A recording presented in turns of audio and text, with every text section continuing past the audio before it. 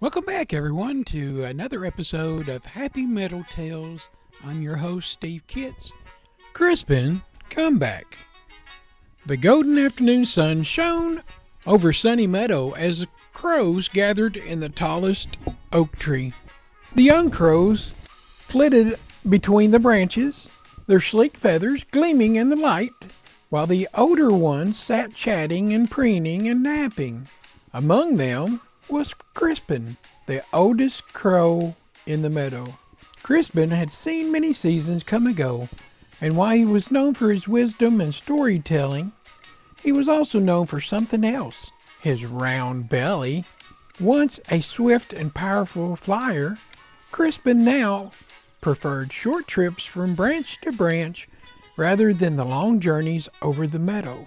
His feathers fluffed out more than usual, and then he landed. The branches groaned under his extra weight. "Grandpa Crispin," Carrie Ann said, his bright-eyed granddaughter. She chirped as she landed beside him. "Want to fly with me today? Just a little trip over the meadow."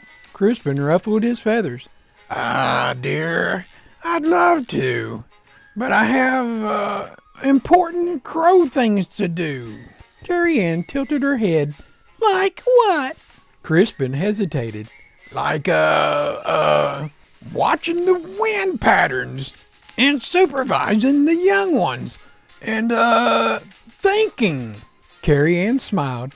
"That's all great, Grandpa, but when was the last time you really stretched your wings?" Crispin scoffed. "I stretch 'em every day." He flapped them once for emphasis, but it was more a half-hearted flutter than a strong beat. Carrie Ann frowned.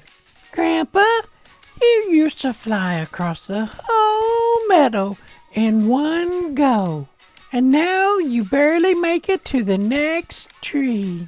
Crispin's feathers bristled. "Nonsense! I can fly just fine. I just choose not to." Carrie Ann hopped closer and nudged him with her beak. "I think that maybe you've gotten out of practice." Crispin puffed up his chest. "Crows don't get out of practice.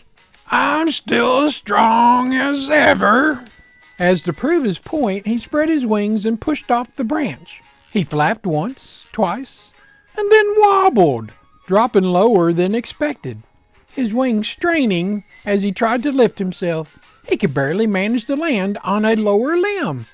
Huffing and puffing, Carrie Ann landed beside him gracefully and asked him, "Are you okay?"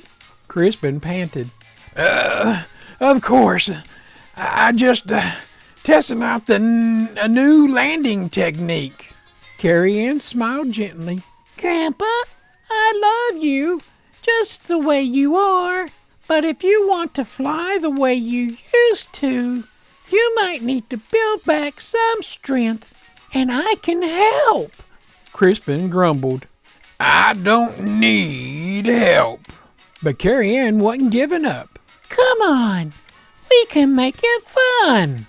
Just a little flying each day, some wing stretches, and maybe some short trips before working up to the bigger ones." Crispin shook his head. "I appreciate it, but..." Suddenly, a gust of wind blew through the trees, shaking all the branches.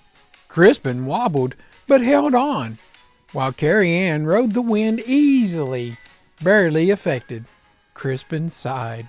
He hated to admit it, but Carrie Ann had a point. He wasn't as strong as he used to be. He looked at his granddaughter's hopeful eyes and sighed. All right.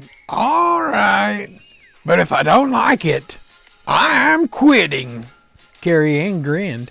"Deal, Grandpa." The next morning, Carrie Ann met Crispin bright and early. He yawned, still half asleep. "First, let's stretch those wings," Carrie Ann said. Crispin flapped lazily. "There, stretched." Carrie Ann laughed. No, real stretching, like this." She demonstrated a full stretch, extending her wing as far as she could go. tilting her body just so. Crispin copied her, though not as graceful. Good. Now, we're going to fly to that tree over there. She pointed with her beak to the tree that was a short distance away. Crispin grumbled, but took off. He barely made it before landing ungracefully with a plop. Carrie Ann landed beside him. Good job. Crispin frowned. That was awful. But it was a great start, Carrie Ann said encouragingly. Day after day they practiced together. At first, Crispin only managed small flights, landing out of breath every time. As the days passed, he started getting stronger. His flaps became steadier, his landing smoother. One morning, Crispin surprised even himself by making it all the way across the meadow. I did it, he called, looking down at Carrie Ann excitedly. Carrie Ann beamed. I knew you could. One afternoon, as Crispin and Carrie Ann rested after a good flight day, Crispin sighed contentedly. You know, I didn't think I needed this. Carrie Ann chuckled. You just didn't want to admit it. Crispin smirked. Maybe, but I'll tell you something. Strength isn't just about muscles or flying far. It's about knowing when to accept help, too. Carrie Ann nudged him. And you, Grandpa, are the strongest crow I know. Crispin fluffed his feathers proudly. And don't you forget it. As the sun dipped below the trees, Crispin felt something that he hadn't felt in a long time. Light, free, and truly strong. The end. Carrie Ann reminded us that sometimes admitting we need help is the hardest thing of all.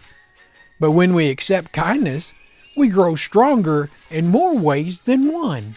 And no matter how old we are, Crispin added, there's always room to spread our wings a little bit further. God bless.